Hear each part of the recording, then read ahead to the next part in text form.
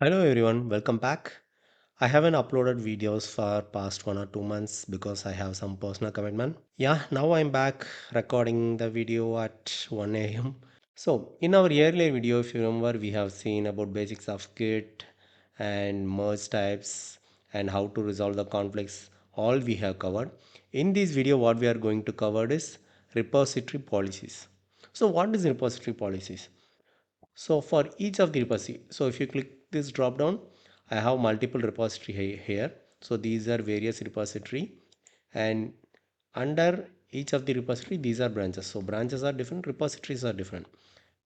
Now, in order to configure the repository policies, just go to project setting and scroll all the way to repos and select the repository and select which repository you want to configure the policy. Select this, and now if you see on the right hand side, you'll get to see these settings. We will see these settings later. Just go to policies. So we will start from here and we will see each of them in a detail. So first let's start with commit author email validation. So what it does is, once you turn on this, it will let you to provide a pattern. So if any of the email it doesn't have this pattern, it won't let the user to commit. So let's say for example, I'm going to you can use wildcard as well. So what I'm going to provide is, I'm going to block anything else apart from this particular pattern. So the email ID should have this pattern, such as cloud tech in the middle. So it can have anything in front and it can have anything behind. So in case if you want to put company's email ID, you can put like .com. So whatever it is, so you can just fill it up like this, and it will allow only the email from this particular domain. So let me remove this. In my case, I'm using just Gmail, so I'm just putting star. So just you need to click out somewhere outside to save this, and if you just mouse over, it will just clearly say how you can use it. In case if you want to specify, use semicolon. We will come to this later. Now let me show an example. So let me open this. So this is another user, tendril02t@gmail.com. This doesn't have any word such as cloud tech here, so it should prevent. Let me try it. So let me try to make some change.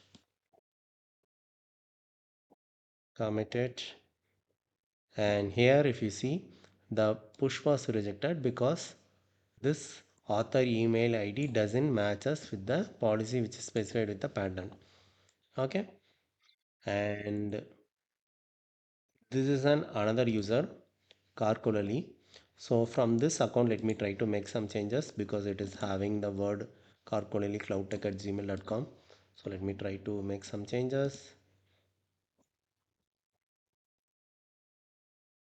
It got updated.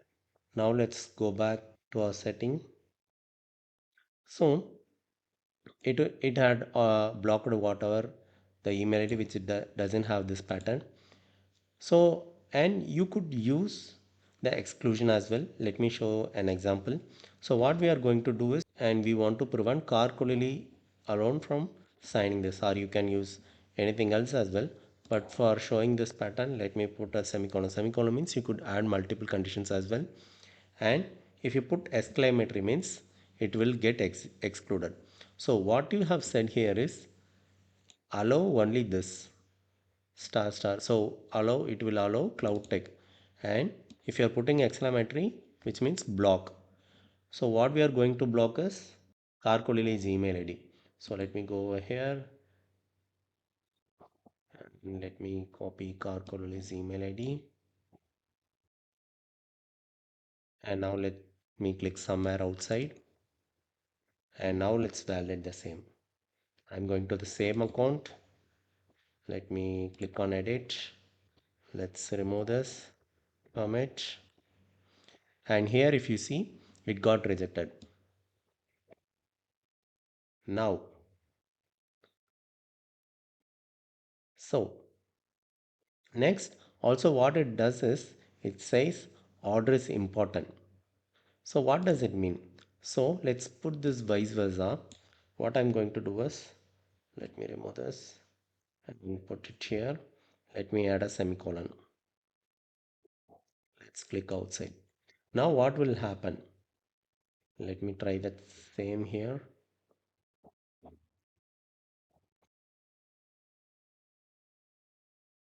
Now it allowed carcolili. Why so? So here if you see, you have specified do not allow carcolili. Okay, accepted. But what you have defined at the last, you are allowing whatever the email ID with cloud tech. So the order is very much important. So whatever, make sure whatever you are appending at the end is valid. Let me undo this. Okay. Now let's proceed with the file path validation. So what it does is it will block the pushes from into file path that matches the following pattern. So let me enable it. Now let me try to explain you with an scenario. What I need to do is, my scenario is that I should have a folder called as folder 1, and under that it should contain only web.config. It shouldn't have anything else under this, which means I need to prevent any other files getting created in this folder. So how to do that? Let's try that. So let me come back here. So what I'm going to do is folder 1 slash.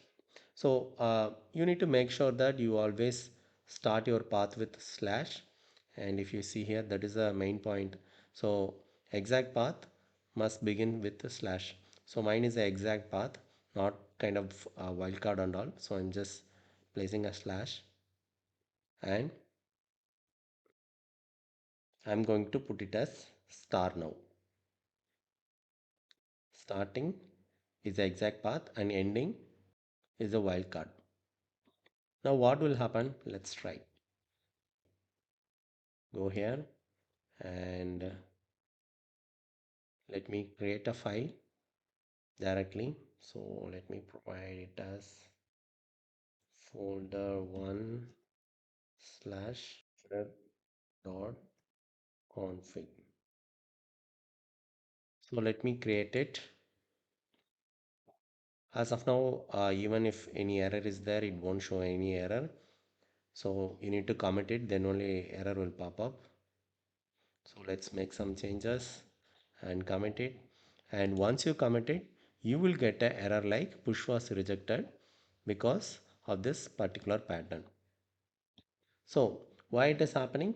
Because you are preventing everything from getting created under this folder. But as per our scenario, I need an exclusion to create web.config. So how to do that? So let me copy this. It's so simple. Back here. So semicolon and not equal to, mean I need to put exclamatory and the same folder. I need to prefix slash for exact folder. So semicolon, exclamatory, and then black slash followed by the folder name and the web config. Now let me click somewhere here. Okay, now let's try the same. Let me try to commit it. Now it will allow.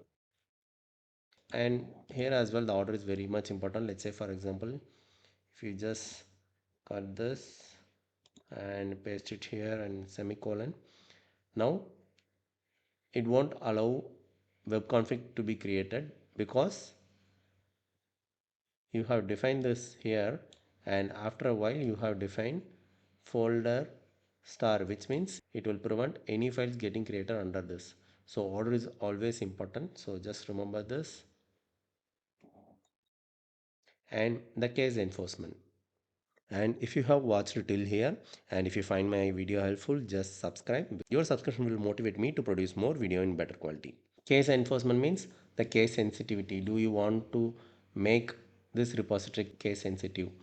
So which means uh, if you create a file as cat, capital C is already available, it won't let you to enter this small letter c. So that is what it is. Let me show with the example. As of now, it is turned off. Now let me go here, and if I try to create a index page, it is showing an warning, but it will let me to create. Let me commit it, then only if error is there it will show up. See, it allowed me. Anyway, let me delete it. Now let me do the same step after enabling case enforcement.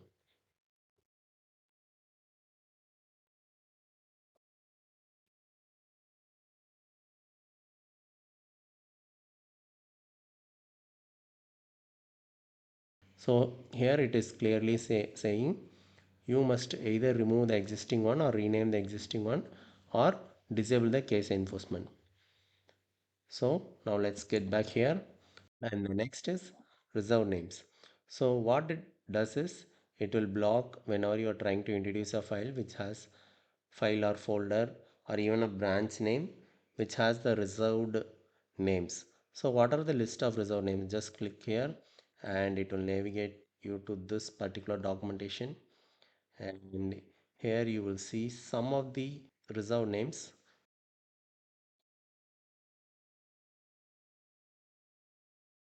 And here it is listing out the list of names that you are not supposed to use for any files.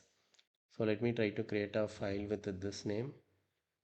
After enabling this, let me come back here, close it. Let me create a new file. Let me commit it. It will clearly say it is a reserved file name or directory. Next, maximum path length. So here you can specify the length of the path. So let's say for example, let me specify as 15, and let me show with an example, and let me try to create a file. What I'm going to name it as is 123, and from the slash if you count, these are 10 characters. Let me put as k and followed by 1 character, 12 character, 13, 14, 15. So 15 characters I have added. Let me create it. We make some changes and commit it. It got added. Now let me create one more file with one more additional character. So now it has 16 characters. If you try to make some changes and commit, it will show an error because the maximum length goes up to 16. And one more thing I have noticed is, let's say for example, just try to keep it as 10. And one more thing I have noticed is, let me quickly create one file just with 5 characters. So if you see this, um, 3, 4, 5, 6, including totally 7 characters are here. And let me make some changes and let me commit it. And if you notice, sometime what it does is it includes refs, heads, dev, followed by the file name. So in this case, here itself, it is not even 10 characters, right? It is just 6 character, including black space, it's just 7 character, but it is preventing. Why so? What it does is it is taking these. So this is taking up all 14 characters and followed by 15, 16, 17. So it is obviously crossing more than 10 characters. So it is preventing it. So in a real world you won't be keeping it as 10, that is for sure, but just keep remember that sometime while deleting the file or while creating this, some point of time it will include this heads part as well. So just consider that as well. And now let me increase 250. And next is maximum file size. Do not skip this video, just watch till the end. There is a twist in it.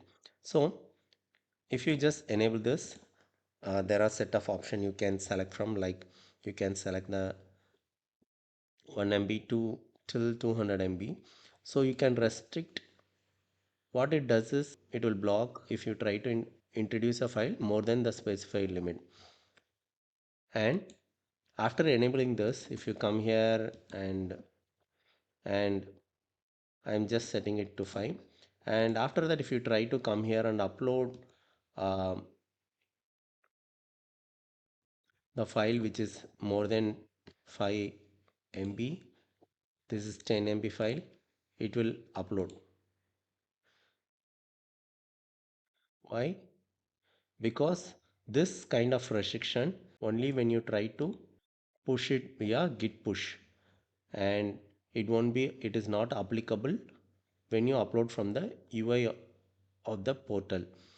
So I didn't see anywhere in the documentation which clearly says it, but this is what I found. So this policy is very much required, because if you if someone is uploading a file of higher size, it will affect your billing, and it will reduce the cloning speed as well. So it is good to restrict the maximum file size as well. And next part we have branching policies. I want to cover each of the items in a separate video so that I can cover in a detailed way. I don't want to put up everything in a single video, just skipping up the important concepts. So we will go with each of the concepts in a detailed way. If you find this video helpful, hit subscribe. We have a Telegram channel, and don't miss out to follow me on LinkedIn. If you have any freelancing project on ADF, SQL or Azure DevOps, just reach me on LinkedIn. Thank you for watching. See you again on the next video.